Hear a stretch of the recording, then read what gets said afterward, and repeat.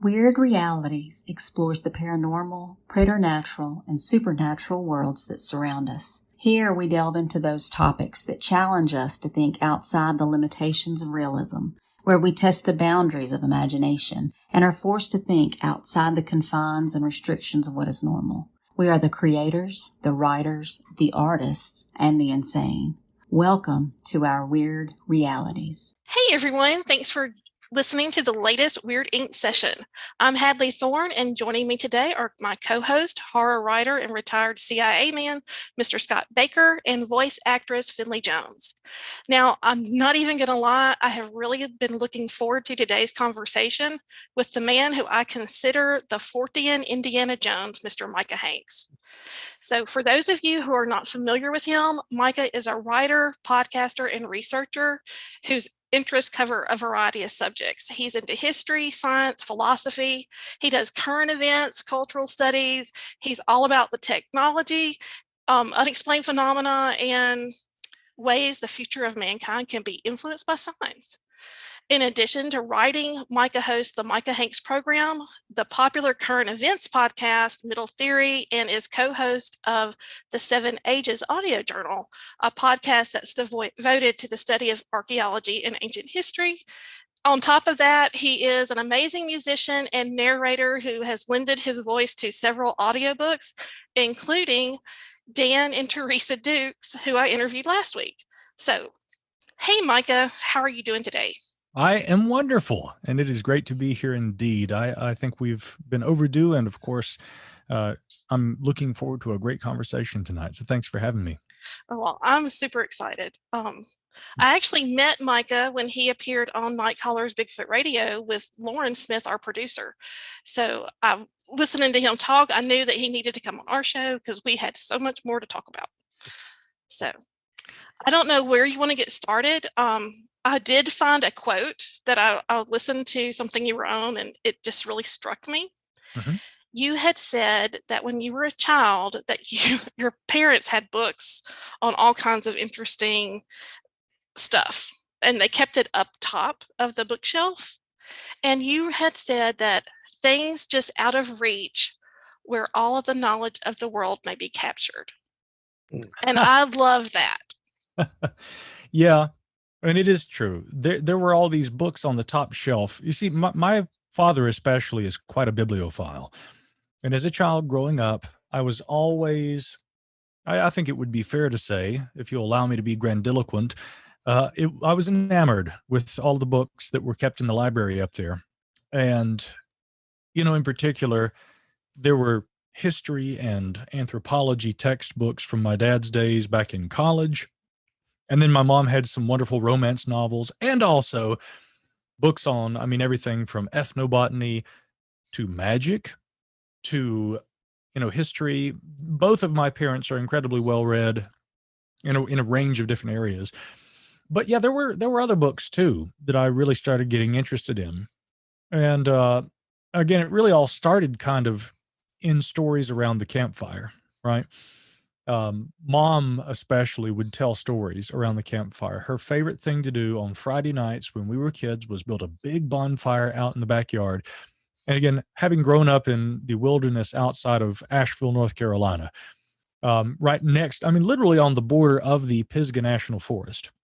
And I could tell you a strange experience. We can go in a lot of different directions with this, but I can certainly tell you a little about some of the interesting things about this part of the world where I live here in Western North Carolina. But indeed, we would sit out there in this majestic wilderness, very close to what's known as Bent Creek outside of Asheville. And Mom would build these bonfires and tell stories all night. And so naturally, I began to ask questions about these stories. These stories, of course, would talk about strange lights seen in the sky, man-like beasts that would be seen stalking the remote wilds of North America and what have you, ghosts, all kinds of things, folklore, things that interested her. And when I asked for books on these subjects, that's really when I think that the hook was set, so to speak, because my father gave me, I think initially there were about 3 books. I still have those books, but one of them was destroyed and I had to get a new copy of it. But I'll tell you what those books were. They were a book called The Search for Bigfoot, Man, Myth, or Monster by Peter Byrne. And Peter, of course, is a Irish born, he actually is in his mid-90s, still lives there in the Dalles in Oregon. But Peter, I think going back to about 1948, right after the Second World War, found a weird human-like footprint in the Himalayas. And of course, this reputedly associated with the famous Yeti, or abominable snowman, as it's also colloquially known, actually known all around the world by that name. And he came back to the actually came for the first time to the United States after having searched for the Yeti there in the Himalayas for a while. He comes to the United States in the 1960s, and at the behest of course, a wealthy philanthropist by the name of Tom Slick.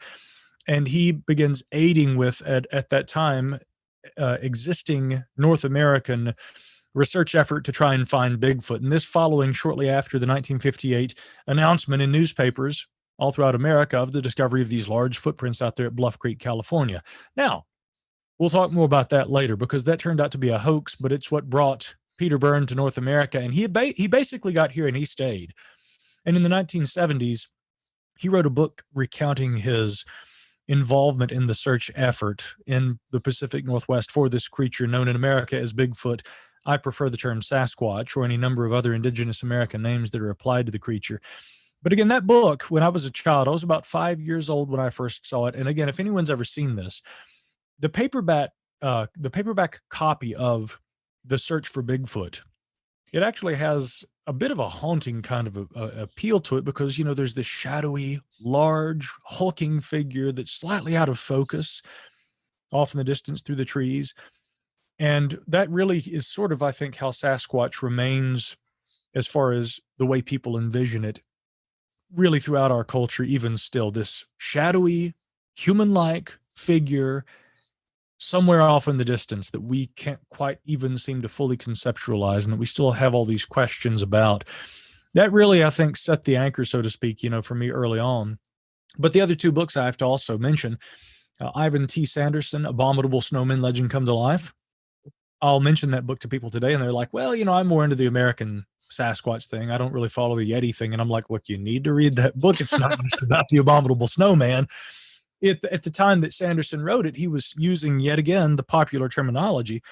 And although that book was published in 1961, just a few years after the Bigfoot thing begins in North America, and again, Bigfoot, that name, much like flying saucer, was kind of a creation of the media.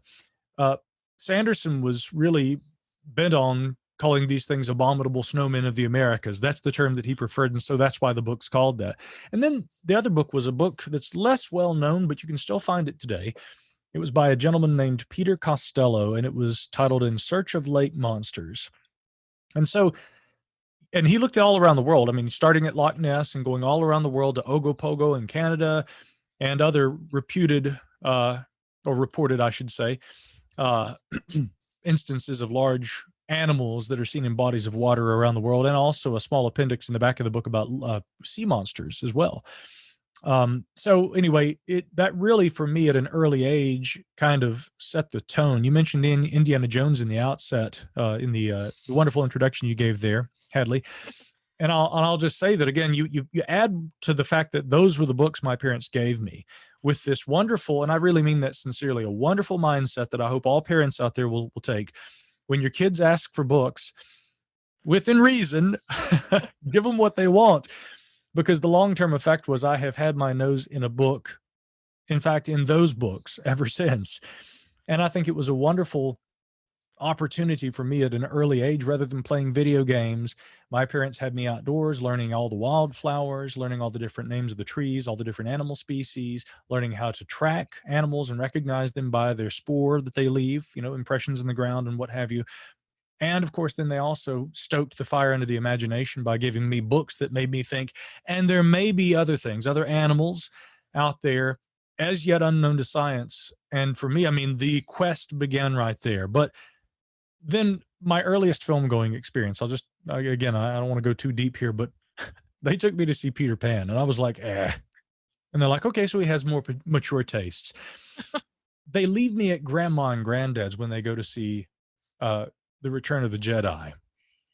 And I've almost forgiven him for that. I was going to say. Yeah, I've almost forgiven him for that. But I mean, after that, I said, I want to go see those kinds of films, Mom and Dad. And so they said, okay. So when Indiana Jones and the Last Crusade, when that was in theaters, they said, okay, well, this is the kind of film you said you wanted to go see, so we'll let you come see this one. At the scene toward the end where you know they're in there in the temple where the Templar is, you know, and he's been guarding the Grail. You know, my mom was still like, she had her hand over my eyes when the guy's getting turned into a skeleton and everything for choosing unwisely. But not to give it away, no spoilers here, right? But all that said, I mean, again, those early experiences, my advice to parents is never assume that your child isn't paying attention to the things that you are exposing them to at an early age, and those things will often become formative for them. Yes, watching Indiana Jones and the Last Crusade in theaters made me go, wow, I want to carry a whip and wear a hat. and those books certainly put me on a course, and I've remained on that ever since. And I'm, you know, I extend that to a lot of other subjects too. And again, a little later, I'll also add that they gave me a book called UFOs Interplanetary Visitors by Ray Fowler. I probably am best known in truth for my work with UFOs these days. And although that hadn't been as interesting to me at an early age, I think with all that's been happening in that regard in recent days, it's easy to see why so many people have really kind of become wrapped up in that. And again, I think these are all valid questions about our reality that extend the scope of what we think we know as humans. And really, they challenge us. They present us scientific challenges, philosophical questions. They present a number of challenges that cause us to have to really think about our place here in reality. So that, in a nutshell, is who I am and where I'm from. Wow. Well, I did have it on my list of things to ask you about, which I know I'm not even going to get probably 3 things done.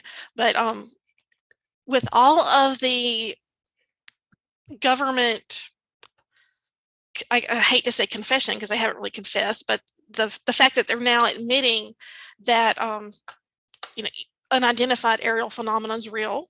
Mm-hmm. I was curious because I know you have been studying this like the majority of your research years. I really want to know what you thought about the recent, I guess, plethora of stuff that's come out, and not Sure. really come out because I mean there's stuff, but there's still a lot of secrecy, it seems.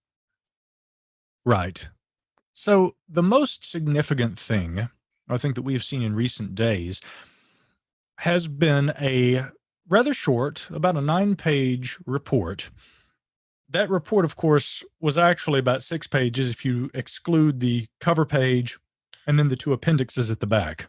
But this book, or this report, essentially a preliminary assessment on unidentified aerial phenomena. This was produced by the Navy's UAP task force, the creation of which, of course, was initially outlined in a bill last summer, and then late last year, we also saw with the passage of the Intelligence Authorization Act for fiscal year 2021, we saw essentially the enactment of the UAP task force, which thereby gave them 180 days to produce a report on information collected by government, and this, of course, including military bodies, intelligence agencies, etc., and to produce a report on what data the government had been collecting on unidentified aerial phenomena, more commonly known as UFOs, throughout history.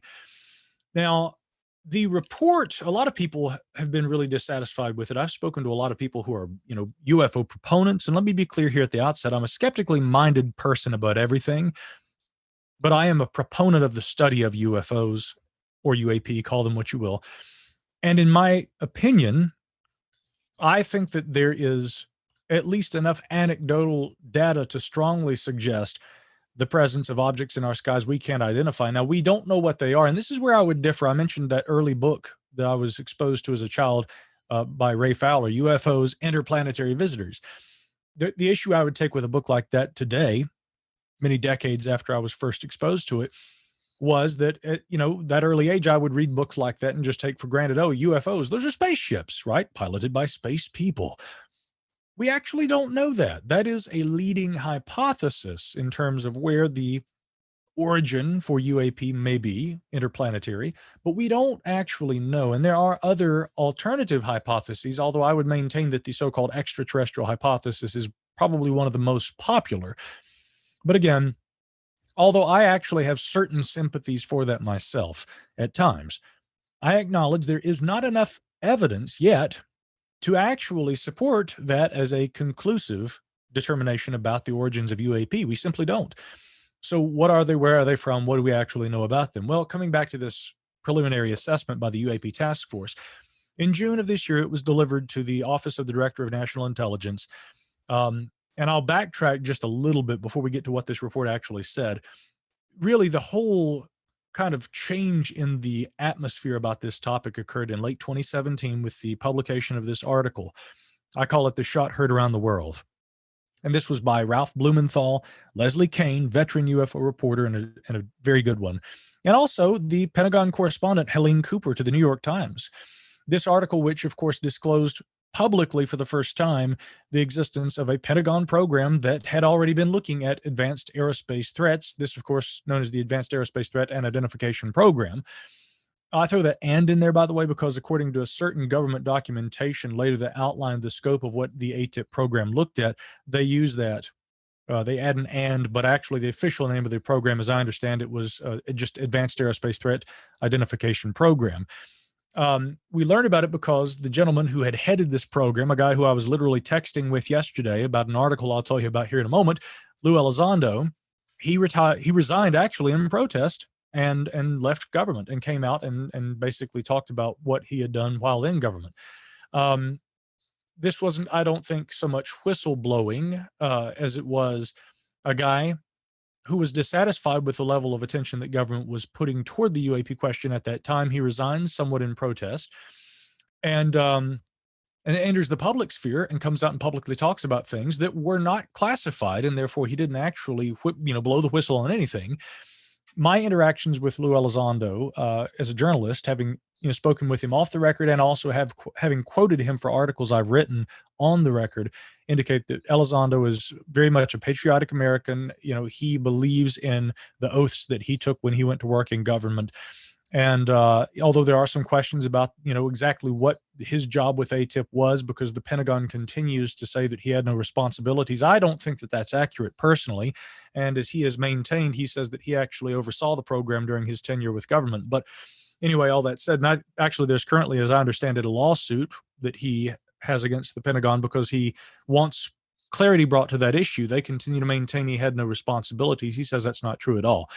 And I think that there is ample evidence, especially based on the reporting of my colleague, Timothy McMillan, where he's written for Popular Mechanics and more recently for another publication I'll tell you about in a moment, which outlines a lot of Elizondo's past duties. But long story short, when that came out in 2017, everybody's like, whoa, the Pentagon, the U.S. military is taking this subject seriously. That really led to a lot of changes, which we don't have time to discuss all of right now. But leading up to, again, what happened in June, that culminated in after the establishment of the UAP task force under the cognizance of the Department of the Navy. That led to the establishment of this task force, which really is essentially just a 2 or 3 person unit of people who have other responsibilities within government, but who are analyzing data that's been collected. And this is what their report said, essentially.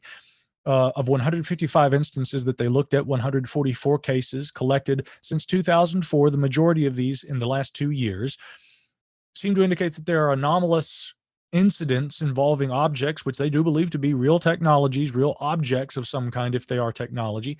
That much we really don't know, but we can't identify it if it is technology, and these things are seen in our skies. There were at least 11 incidents that actually involved near misses, near collisions with aircraft that were reported. One of the 155 that were analyzed was determined later to be a deflating balloon, but the others they couldn't identify. There was very little said apart from that in the way of specifics about the objects that were being analyzed. But we do have some idea of what kinds of things were being looked at. And that, I think, due in part to an effort that I've been involved with since late 2020. Last December, in fact, I, along with my colleagues, Tim McMillan, who I mentioned earlier, a former law enforcement officer from Savannah, Georgia, and my good pal, MJ Banias from Canada. MJ Banias, Tim, and I, we co-launched a website called The Debrief, thedebrief.org, which was essentially a website that would look at defense, technology, science, and all these kind of things. But we have always tried to look at what's happening with this UFO or UAP issue as it currently stands and report on it credibly. Not little green men, not speculations about, crash wreckage retrievals and things. Let's report on the government's current efforts to assess and analyze this and what information is being released, as well as what in some instances, has actually come to public light as a result of leaks. So that's what the debrief has been reporting on now since last December. And in fact, yesterday, our most recent article, it was authored by yours truly, but there's always a tremendous amount of work behind the scenes going on. MJ Banias, our editor-in-chief, who I just mentioned, was supporting me a lot on this one, as well as Tim McMillan and others. But the article was titled Pentagon's UAP Task Force to Gain Broader Access to Intelligence on UFOs.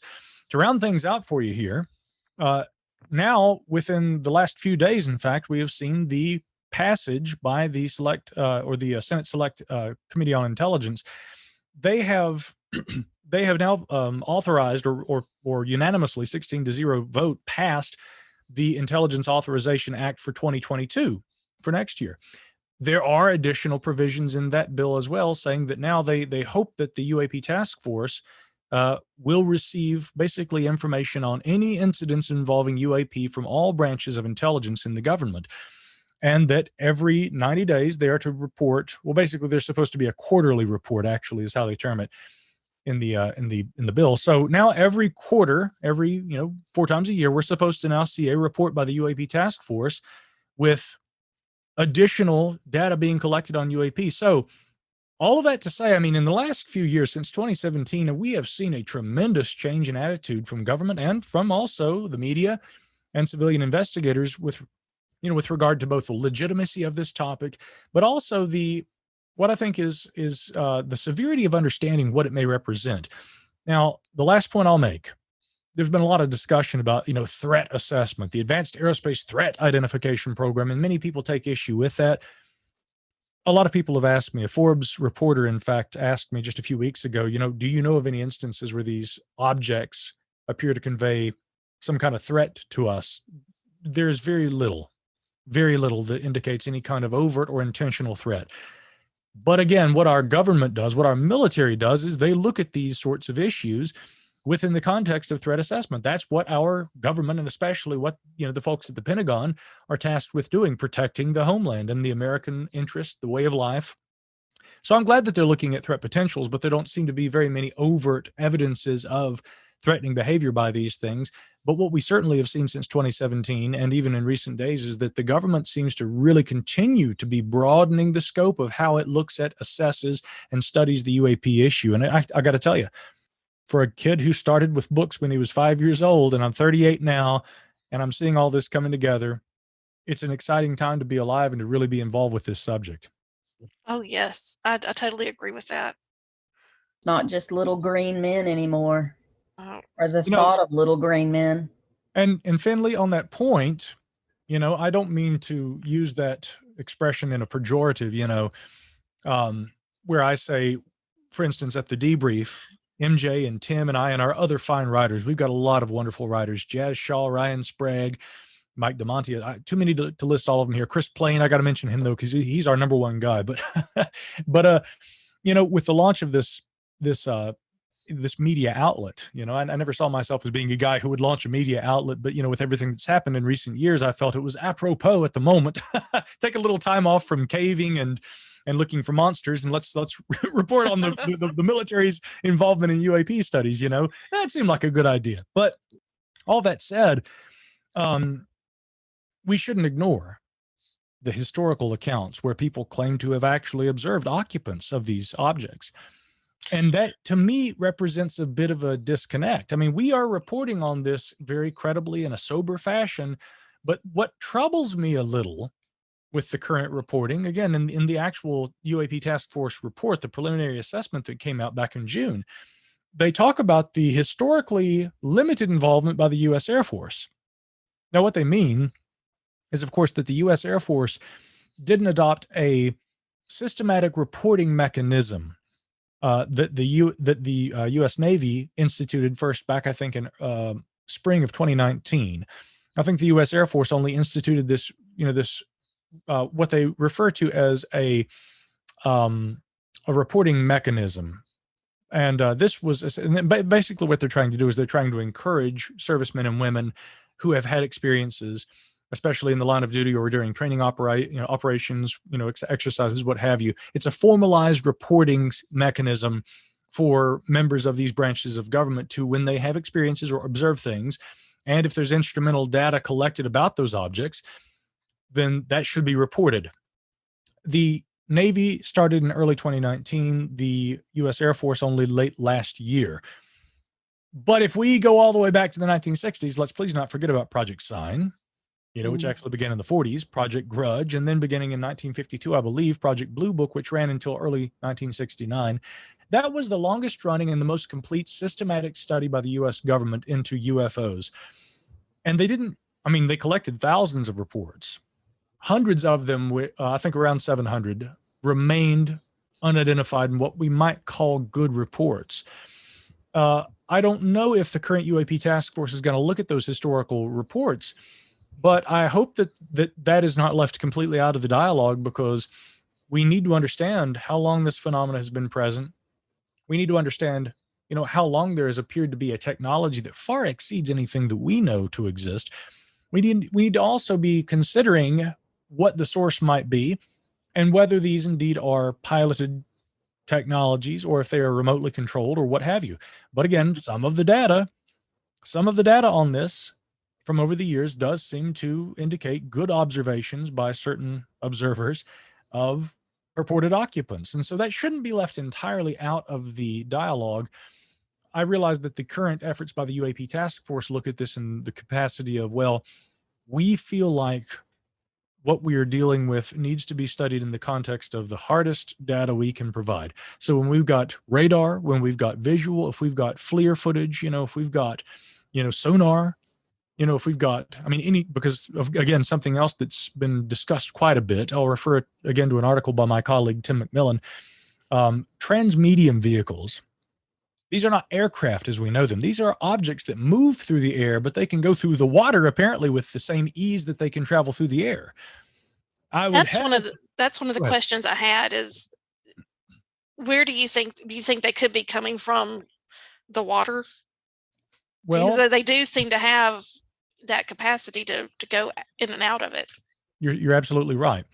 That is, again, really one of the main reasons I think it's important that we do not ignore the historical data, because if we go back to Blue Book, we will see that indeed a number of incidents reported by members of the military during the Blue Book years, over the span of close to 2 decades, involved sightings of these objects either passing over, entering into, or coming out of large bodies of water, especially oceans, which really raises a lot of questions.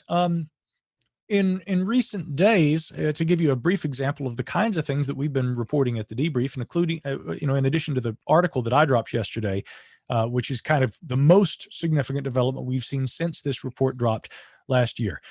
Again, my colleague Tim McMillan, really, around the time of launch last December, when we kicked off and set sail, we launched with Tim's article on fast movers and transmedium vehicles. And this remains sort of a cornerstone of the kind of reporting that we do at the debrief. In Tim's article, he talked about sources close to the efforts of the current UAP task force and those familiar with matters in Washington and really more broadly in the military. A widely circulated document, which, as I understand it, I think that the document had been unclassified, but this file basically was looking at a number of UAP-related incidents, had actually been in circulation, I think, a couple of summers prior to the establishment of the UAP task force. But let's keep in mind, again, that's not strange considering the fact that back in 2017, of course, we were learning about ATIP. So really what we might say in summary is that for close to the last decade, the Pentagon's been fairly actively, even though it's been a small-scale operation, there has been an active effort to collect data and assess this data about UAP.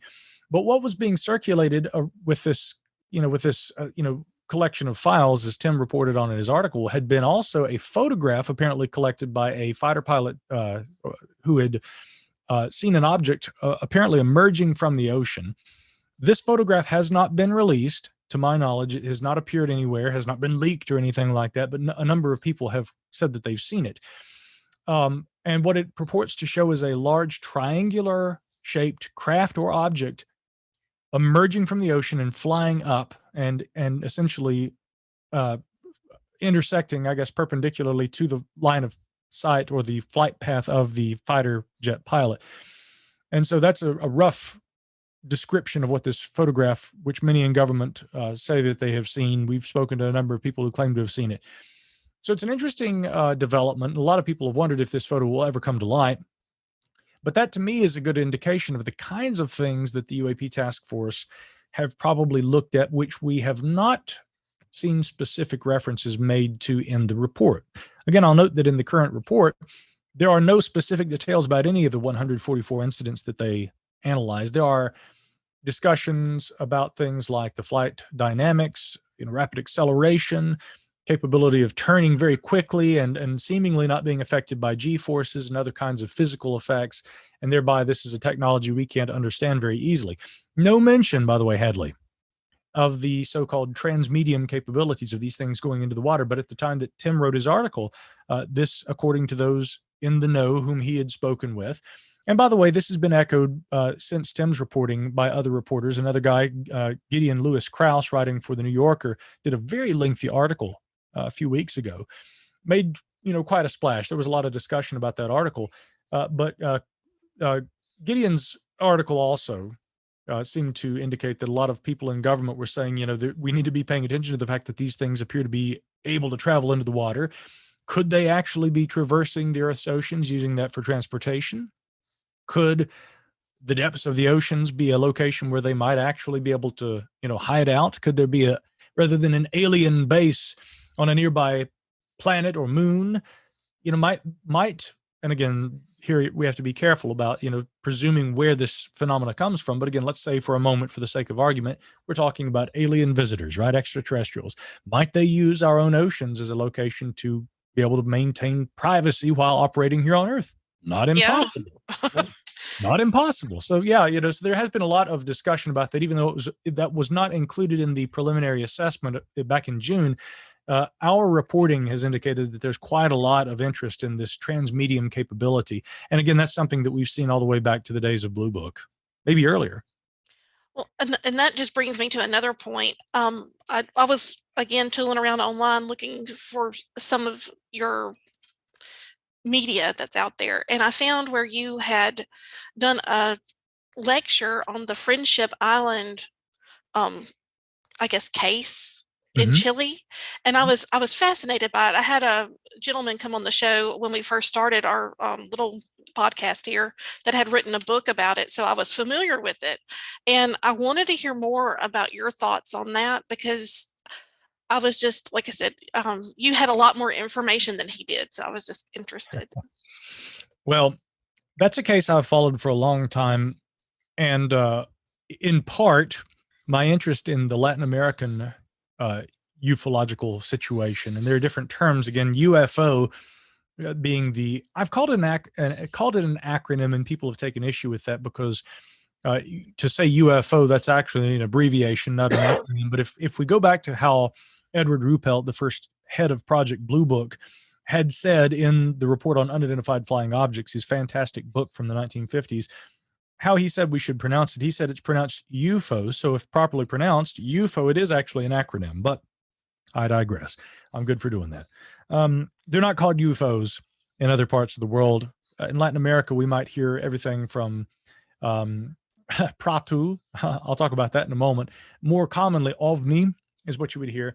But my interest in the Latin American ufological situation has actually encouraged me to enrich my language skills in Portuguese as well as Espanol. Because I had this brilliant idea. I thought, with all the stuff that happens down there, if I could speak at least Portuguese and Spanish, I could essentially travel through most parts of Latin America, and I could continue to study this. Now, with regard to the topic that you're discussing right there, I have long been interested in some of the developments, the ufological developments in Latin America, on account of two primary issues. One of them has to do with, in the late 1970s, but really not exclusive to that period. Actually, for years, there have been a number of what we might call kind of flaps or waves, to borrow terminology that would be utilized by the J. Allen Hynek Center for UFO Studies. And again, Dr. Mark Rodiger can give you a wonderful breakdown about the difference between flaps and waves. We'll omit that for the time being. In the 1970s, there was enough interest in sightings that were occurring, alleged injuries that were occurring from people who claimed that they were being shot by lasers and things that, or beams of light at least, that were emanating from objects in the sky, and other kinds of things, that the actual Brazilian government did get involved. And there was a Operação do Prato, in other words, Operation Saucer. But prato actually would mean plate. Like if you go and you order the special of the day, prato do dia, right? Or do dia, I guess is how they'd pronounce it. And so I love how they don't have a direct corollary for saucer, so Operação do Prato. But the Brazilian government studied UFOs, and a number of those documents were released. A.J. Gevard, the best, in my opinion, Brazilian UFO researcher, has analyzed those extensively. But we skip over to Chile and what you're asking about. This is the second most interesting case, which is not explicitly related to UFOs per se, like the Operation Saucer thing in the 1970s, which resulted in a government study of UFOs outside the U.S. government. But again, if we're going to talk about governments getting involved, to me, the Operation Saucer thing in the 70s was incredibly important. And many of those files, film footage, photographs of the objects, can still actually be retrieved from the Brazilian National Archives. But in Chile, the story of Friendship Island is another really strange one. The reason I began to look into this is because I wanted to know, first of all, two questions. People often say that UFOs are strangely exclusive to the United States, that other countries don't seem to have as much activity. Is this indeed what some skeptics would call a culture-bound phenomenon? I would argue I don't think that's the case. I think there's a lot more attention paid to UFOs in the United States, but I don't think that necessarily means that this is the only country where they are seen. And the other question I had was, if they do occur, if they are seen in other countries, what are the cultural attitudes about them there? And does this in any way suggest what the source of the phenomenon might be?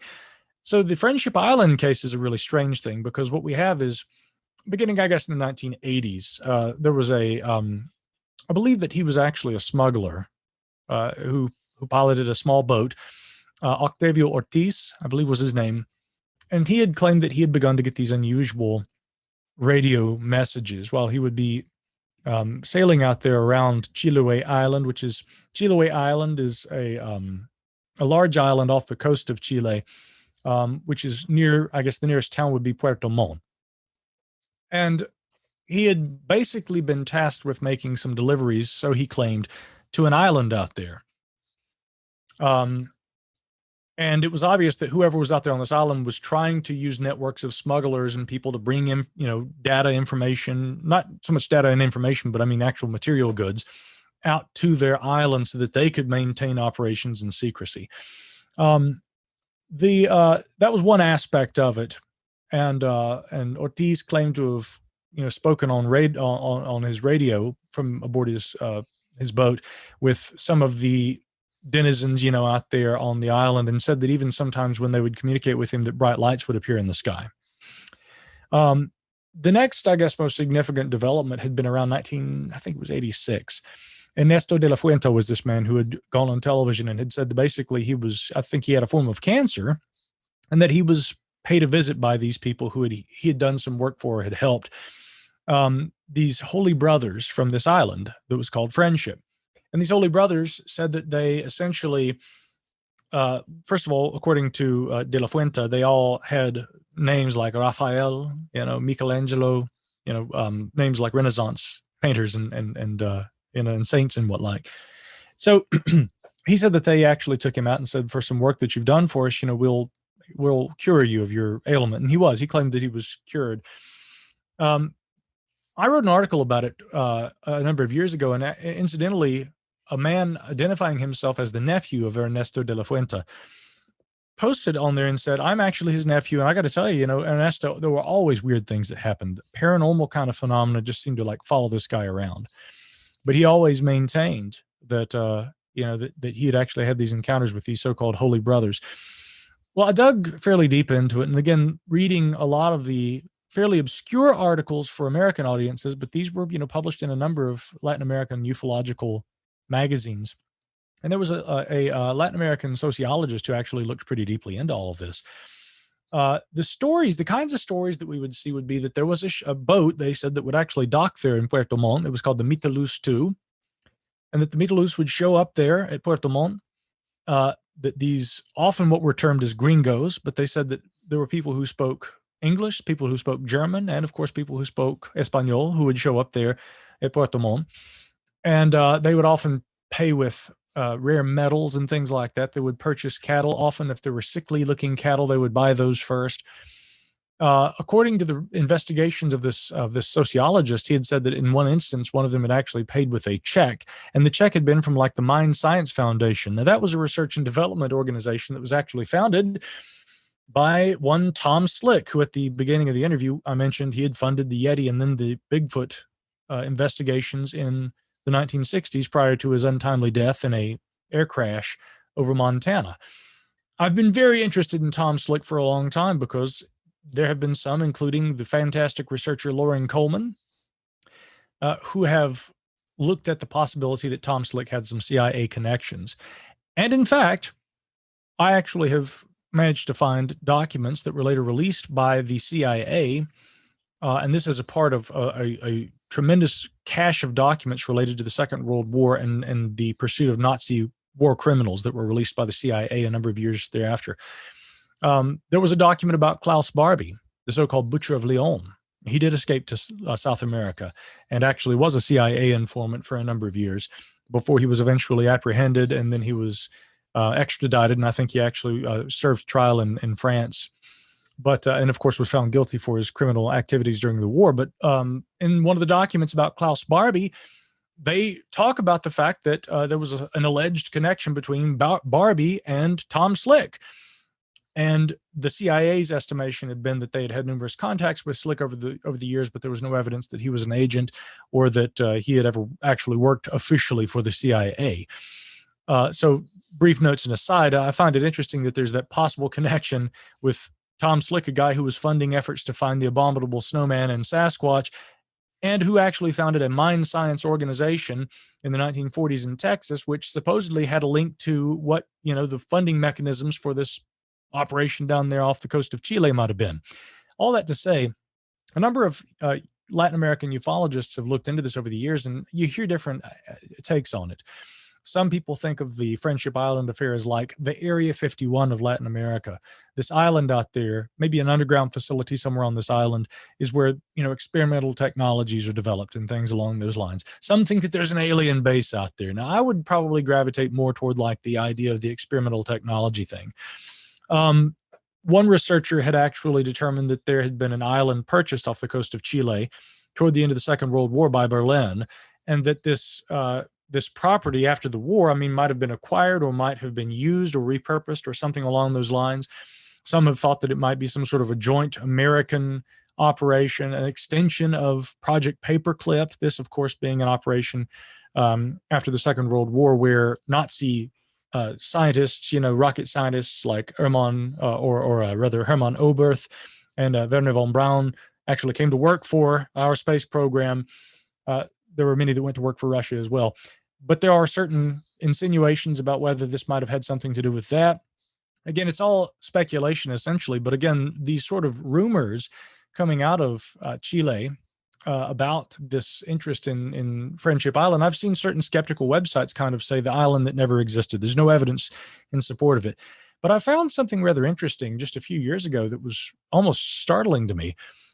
In a Puerto Montt newspaper, there had been an English language ad that was placed by a man who identified himself only as a engineer from Sarasota, Florida.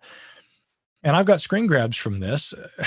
The letter that he published in English language in this Puerto Montt newspaper said, "To Friendship Island, I am the mechanical engineer in Sarasota, Florida that you visited last year. When you came to my home, I didn't know who you are and you frightened me, but now I know who you are and I want to visit your home. Contact me." And I'm like, what? So again, that isn't in itself proof of the existence of Friendship Island, but based on the investigations, by the Latin American UFO community, and based on those kinds of things, and the apparent continuing interest in it, I mean, it's almost more of like a rumor of something unusual down there off the coast of Chile, but it has long fascinated me because, again, it sounds somewhat like the idea that was proposed by UFO researcher Richard Dolan some time ago about a so-called breakaway civilization. Um, what that entailed was the idea that certain experimental technologies might be developed outside the purview of government, not entirely outside of government, but basically off the books, programs, deep black programs, for purposes of maintaining complete secrecy. Now, again, that's a speculative situation, but again, in my opinion, it's one that should be explored in relation to understanding the broader UAP issue. I couldn't tell you that there is convincing evidence that UFOs are all just secret black budget programs, but I mean, a lot of people in the current dialogue who are looking at this situation and saying, well, there's obviously some kind of technology, but we don't see any overt evidence that aliens are visiting Earth. So how do we reconcile this? Well, we have to assume maybe this is stuff of our own. Again, following similar logic over the years, I've looked at instances that might offer clues as to what kind of earthly technologies could account for these UFOs. And again, the strange affair of Friendship Island was one of them that I looked at, but unfortunately, there's just not enough data to really substantiate what's going on there, apart from those kinds of whispers and rumors we're talking about. So there's the story. Well, it's still fascinating. And that kind of brings me back around to this other topic I wanted to throw at you, which is, what do you think about the millionaires we see going into outer space? And do you think that ties into this phenomenon that we're seeing? Could it be that there's been funding from private sources to develop some kind of different type of technology that no one really knows about because it's privately done? Well, that's a good question. And, I'll tell you this. Either Elon Musk knows what the source of this technology is, if it is from Earth, or he has no clue about it and has no interest in it. Okay. And that is actually his stated position. But I've often wondered about this. Elon has tweeted things like, I would know, of all people, if we were being visited, I would know if aliens were coming to Earth. And I'm like, well, how sure about that are you? I'm not sure he's not an alien. Yeah, no, I've speculated about this myself. I mean, sometimes late at night when I can't sleep, I'm laying there awake. That's exactly where my mind goes. Elon or alien? But, I mean, again, here is arguably one of the most successful and also one of the most intelligent people on the planet.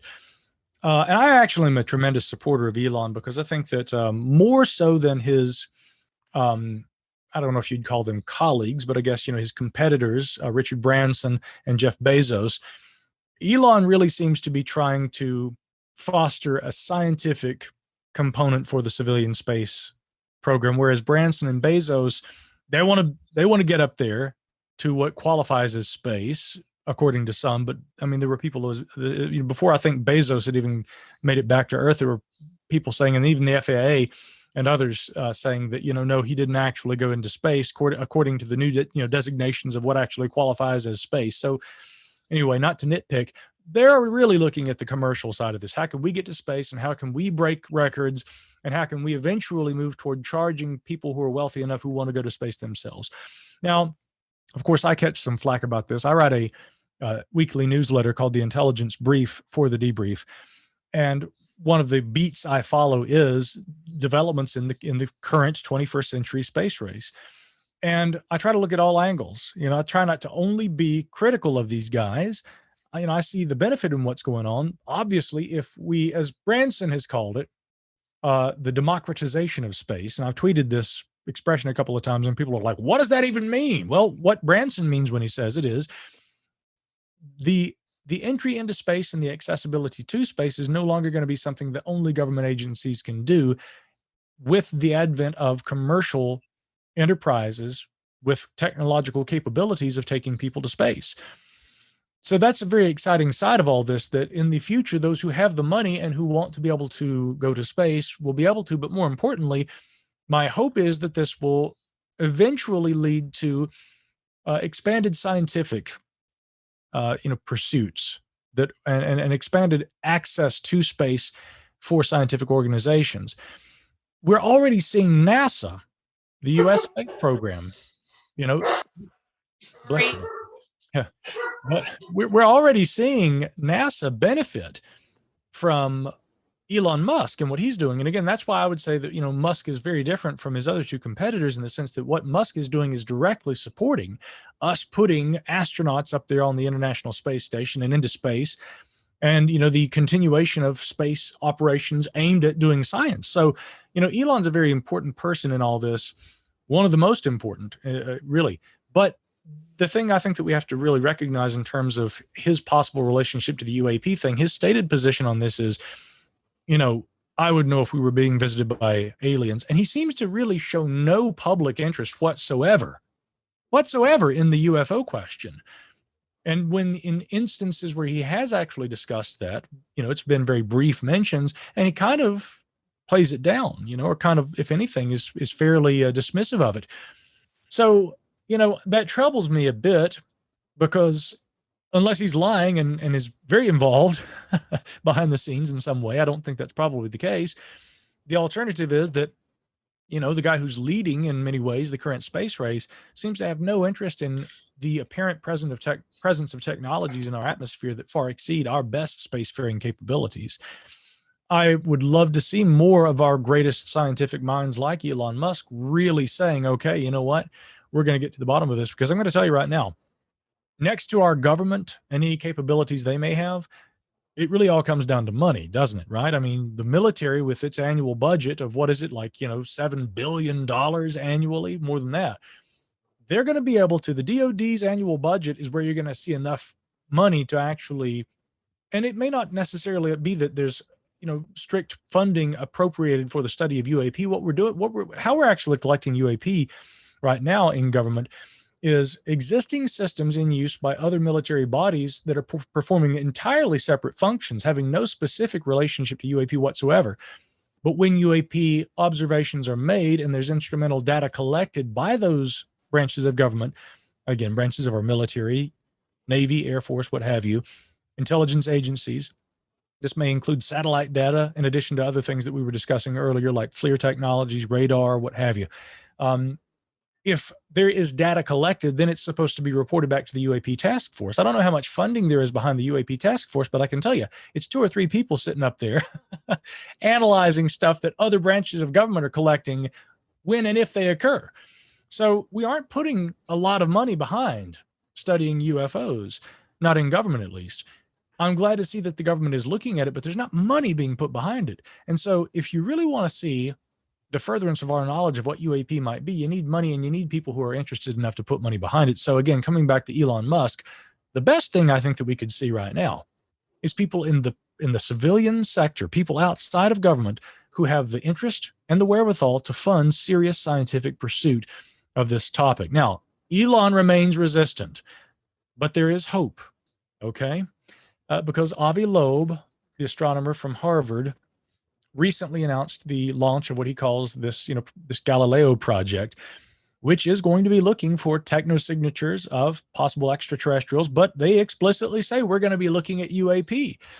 And, I spoke with Avi a number of months ago, in fact, when his book Extraterrestrial came out. This book was about Oumuamua, this mysterious interstellar object, of course, that astronomers observed. Now, Avi thinks there's a good chance that was an alien probe. I'm a little more skeptical. And I actually am with more members of the astronomical community in the sense that I think that probably was a space rock of some kind.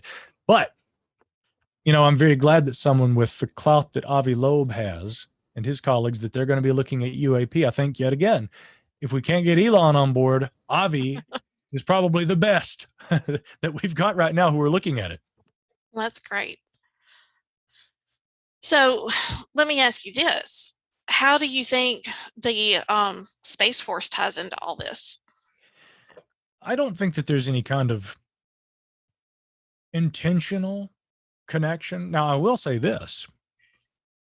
The fact that we have a space force now is something actually a lot of people have incorrectly viewed that as being a vanity pursuit of the last administration. We won't get into politics right now, but I do want to point out that that's incorrect, because I've seen members of the media, talking about, well, if we can associate this with the last administration, we can delegitimize it somehow. Let me be very clear. There was a serious investigation into whether the necessity for a space force as an exterior branch of the military, separate, that is, from U.S. Space Command, operated under the U.S. Air Force, going all the way back at least to around 2001. Donald Rumsfeld and a number of others, actually under the Bush administration, produced a lengthy document, which their conclusion essentially was, yes, we think that it really actually would be more beneficial to have a separate branch of the military that's looking at space affairs as we move into the 21st century, and we look at the possibilities and potentials for warfare in space. And that doesn't necessarily mean spaceships up there blasting each other. I mean, that could be nuclear devices or weapons launched from orbital spacecraft. That could mean spy satellites and espionage being conducted from space, which is happening right now. Hello. Exactly. Satellite killers.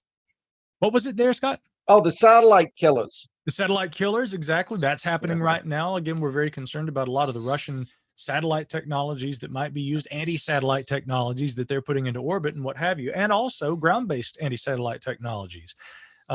So Rumsfeld and others in the Bush administration, as far back as 2001, were looking at the necessity for there being a space force, but then 9/11 happened, and it got kind of couched. There were others in more recent years who continued to try and say we really need to be talking about this, but it wasn't until the last administration that we really saw action taken and the official establishment of the Space Force. Now, what's interesting to me about this, and it may be entirely coincidental, but 1947 is when the so-called UFO enigma breaks into public consciousness in the United States, and that was also when we saw the establishment of the U.S. Air Force, apart from the U.S. Army Air Force. It's interesting that with all the current dialogue about UAP coinciding with the Pentagon officially announcing that it had footage of objects in 3 instances depicting objects that they couldn't identify, it's fascinating that the Pentagon admits that they had footage of aerial objects of unknown provenance the same year that they launched the U.S. Space Force. History, they say, repeats itself. This, whether it's coincidence or not, certainly is one of those instances. Yeah. It's definitely not a coincidence.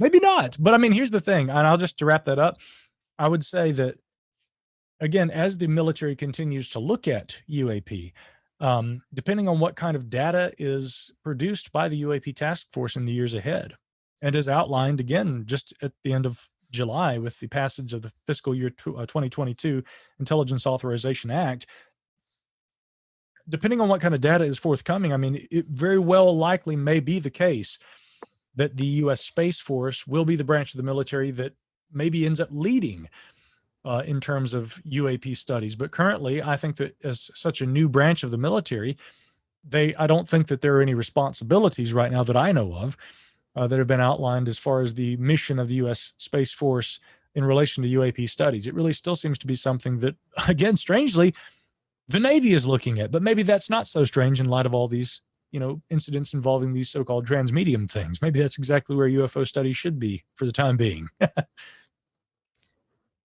I feel like we don't know what's in the water. It's too vast, and we just don't have the technology to really figure that out. So I'm thinking that's where, if anywhere, that's where it's coming from. Which is a really eerie kind of sentiment, isn't it? Mm-hmm. Kind of weird, isn't it? Yeah. Who knows? It could be Atlantis. Well, Atlantis is an interesting one, too. And the water is already scary enough. I know, right? Oh, yeah. Micah, I was listening. You have a superb grasp of the topic, UFO versus UAPs, how the government's reacting to. That's why I've been so silent. It's just like I'm absorbing it all in. And yeah, I mean, I agree. I was very impressed with the fact when the government used to say it's an unidentified flying object, they used to mean we have no clue what it is. Right. Everybody else said, oh, it's a spaceship. It's Close Encounters of the Third Kind. But, you were talking about the fact that it could be a Russian or a Chinese drone. It could be something that could be a threat to our military or our intelligence value. So that was fascinating listening to you. Well, I think we need to be open, and thank you for that, Scott, but I think we need to be open to those possibilities that, there could be a source here on Earth. And again, with the Friendship Island question, I'm glad you asked about that, Hadley.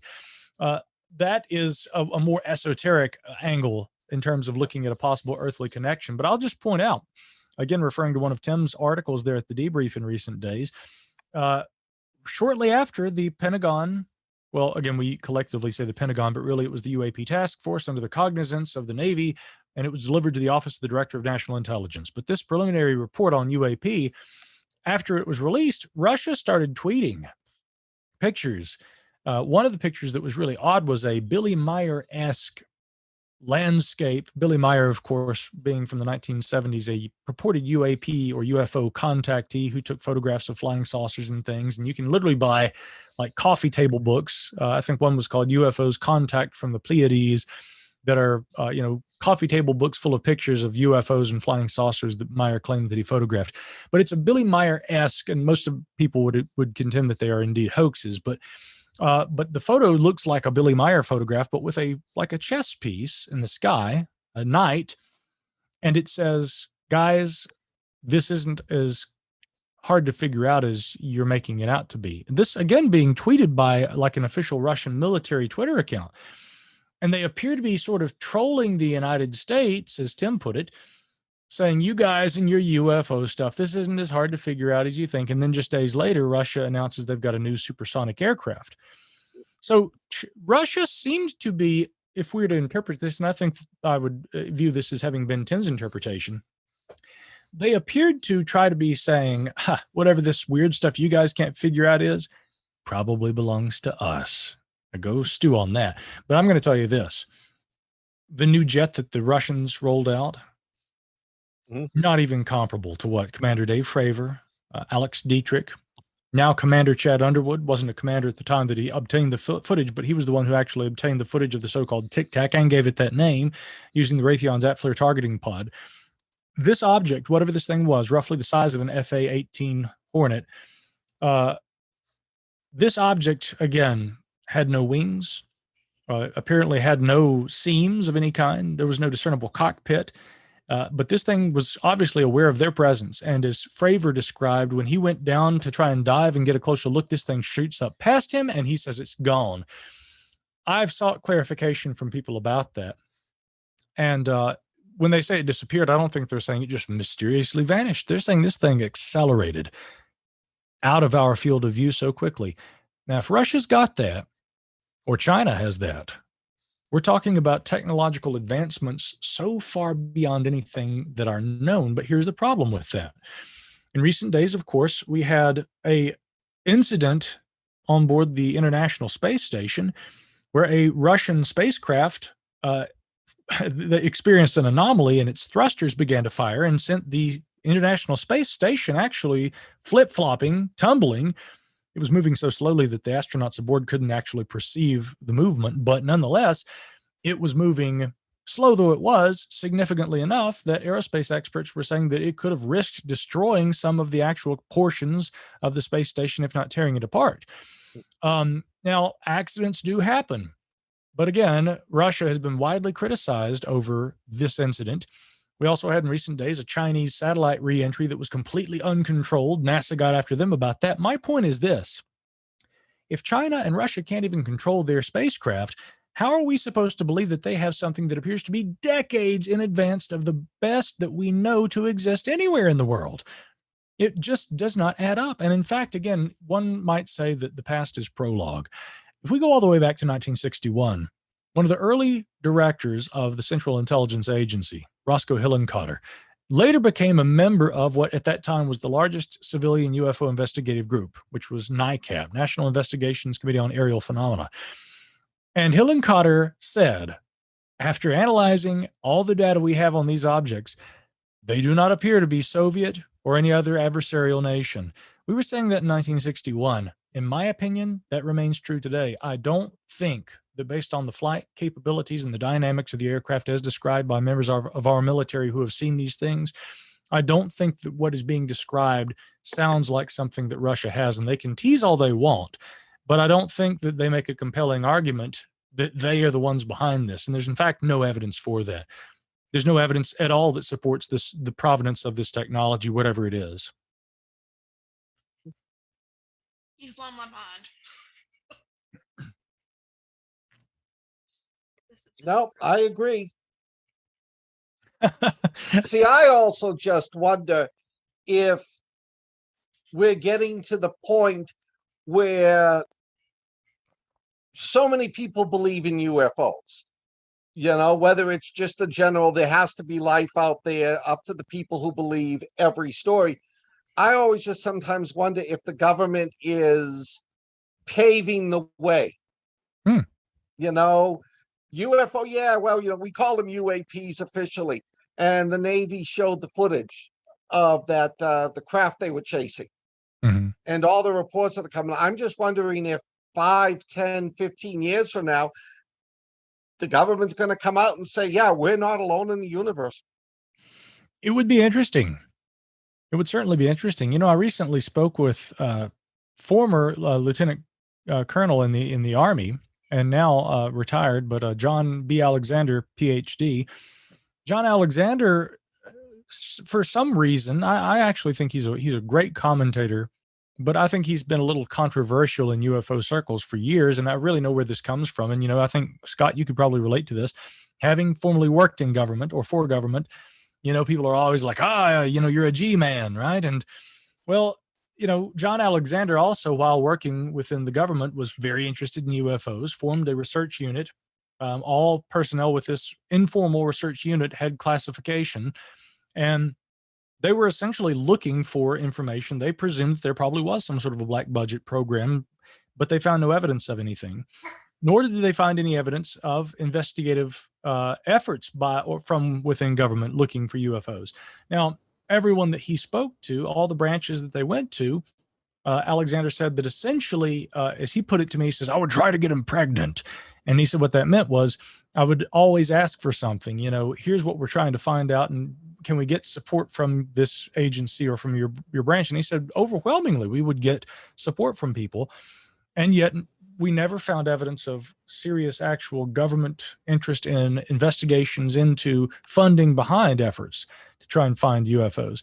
And so John, I think, became very controversial because he wrote a book called UFOs, Myths, Conspiracies, and Realities, where he basically said, after having worked in government for years and had a group of people with classified, with security clearances at various levels, and having worked with people in classified positions in government looking for data they may have had on UFOs, he says our conclusion was government isn't looking at this very much. There's not very much data. Now, see, there you go. See, many people are like, well, I don't know. And it seems obvious. Let me give you a story. This is true. I swear to God, this is true. Because I'm known for being a jokester. My first job in the government was I worked for an organization called the Foreign Broadcast Information Service. Mm-hmm. We monitored foreign media, North Korea at the time, the Soviet Union, Communist China, just to see what they were saying. Because, back then, how communist media spoke signified what they'd be doing later. And this was in summer of 1990, before the Soviet Union collapsed. And I was on the Ukraine desk, and I read a report about UFOs sighted over Kiev. Now, I'm a history major. I remember in the 1940s when the Cold War scare started and everybody was running around because of the Soviets. And that's when the UFO sightings started. And some people thought that the UFO scare in this country was actually part of the Red Scare. So I pulled the report, I had my people write it up, and I published it. And my boss gave me a hard time. What the hell are you doing? No, UFOs don't exist. And I explained my rationale. Well, later that day, I was working late, and I was sitting at the desk, and I got a call. And it was someone from somewhere deep in the agency, because it was an internal phone, wanting to know if I had any more reports of UFOs, flying saucers, cryptids, anything unusual coming out of the Ukraine or the Soviet Union. Huh. So somebody somewhere is interested. Oh, yeah. Yeah. But you know what that sounds like? I mean, I'll say it sounds very much like John Alexander and what he was. I'm not saying that that's who that was, but I'm saying Right. it sounds like what he was trying to do. And again, I don't doubt at all that there are people in government who are interested in this stuff. I am glad, though, that there appears to be now a bit more of a systematic effort to try and study them. But now the other question we have about this is, well, okay, great. Our military is looking at this and they're collecting information, which, as the Intelligence Authorization Act that was passed just days ago states, data collected upon this shall be submitted in classified form.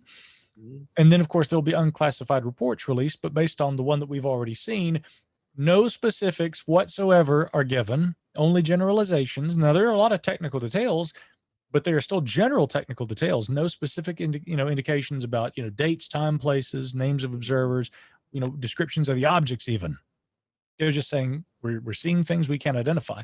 So one must ask, when will we be able to see this data? When will there be more specifics? Now, again, my colleague John Greenwald, who runs the Black Vault website, John has been diligently going about trying to get information, and in fact, actually trying to get again,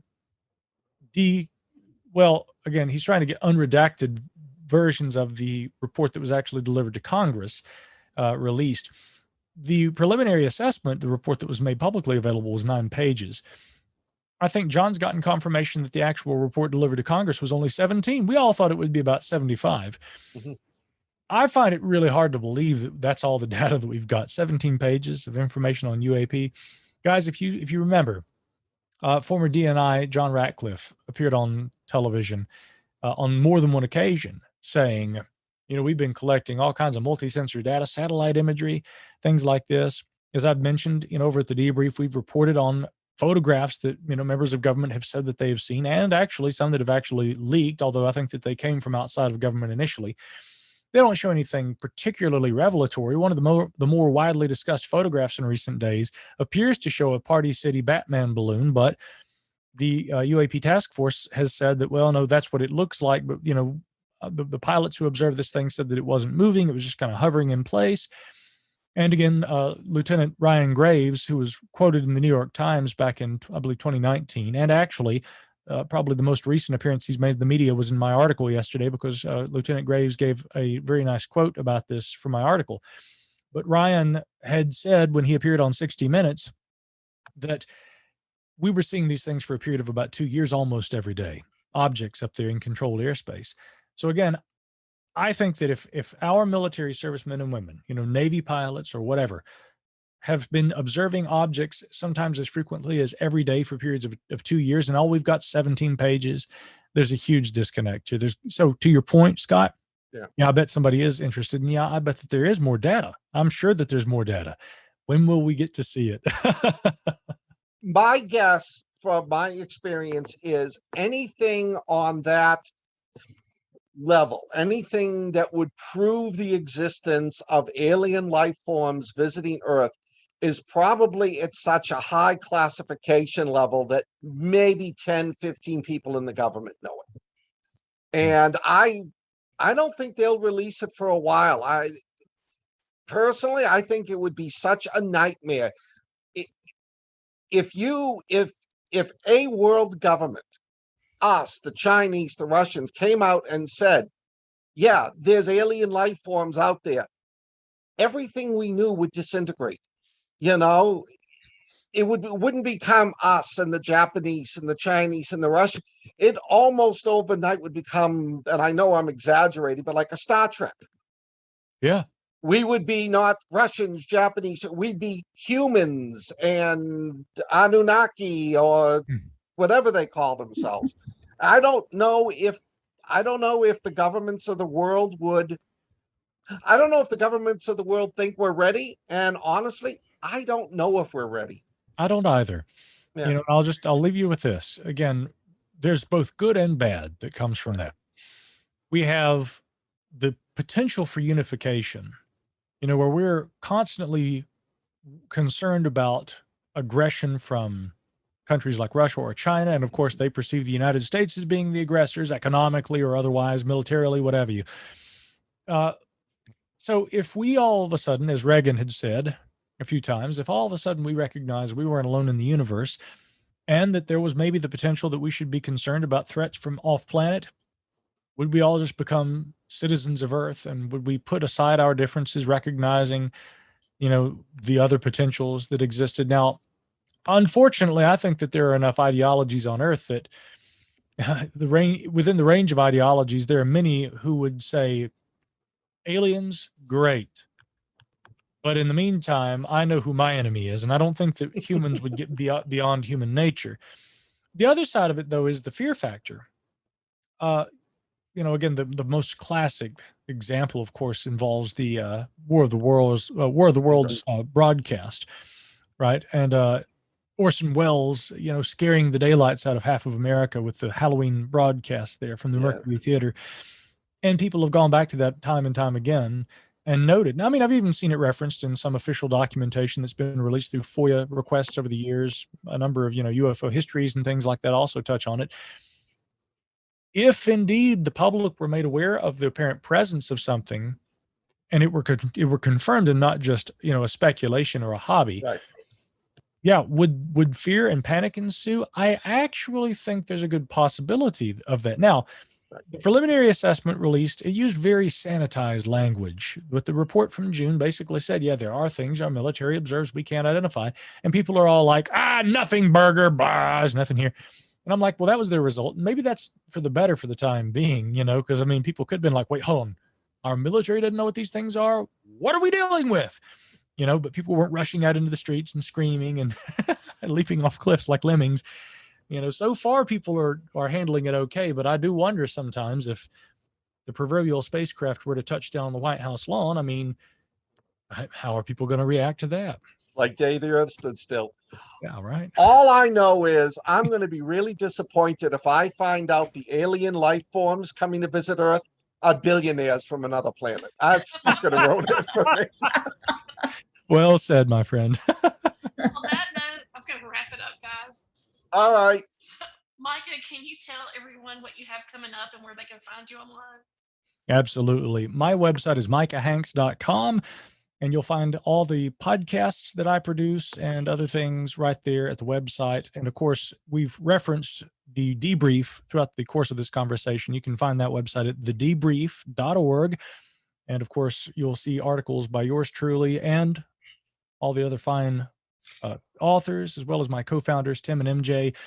We work very hard. Often it's a very thankless position, but I mean, what we're trying to do is continue conversations, great conversations, very much like this one. And I want to thank you, Scott and Hadley and Finley, for being here. And this has really been a great conversation. I hope we can do it again sometime soon. Well, you have an open door with us. You can come back anytime you want, anytime you got a new book or anything that you want to talk about. Oh, well, just wait. Next time we'll do Sasquatch, okay? Okay. I'm definitely going to be following the website, and you'll probably hear from me soon. Good. Yeah, I listened to your podcast last night, and I didn't get to the ayahuasca because I want to talk about that too. Oh. But we'll just have to talk again sometime soon. Well, indeed, I'll take you up on that. Let's hopefully maybe here in the next few months talk. I think I'll have a whole lot more to share at that point, okay? Awesome. Thank that's you, going to do it for us, guys. Scott and Finley, let the folks know where they can find you online. Best place to find me is on Facebook. My writer's page is Scott Baker's Demon Hunters.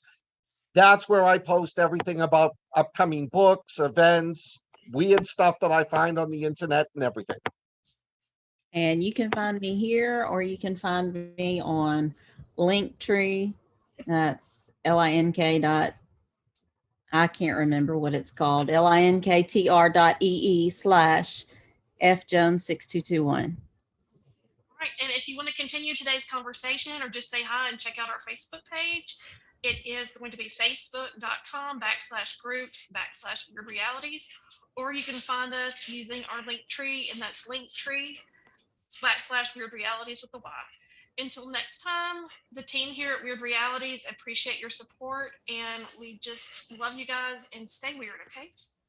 Before you go, be sure to leave us a comment and let our weird team know how they're doing.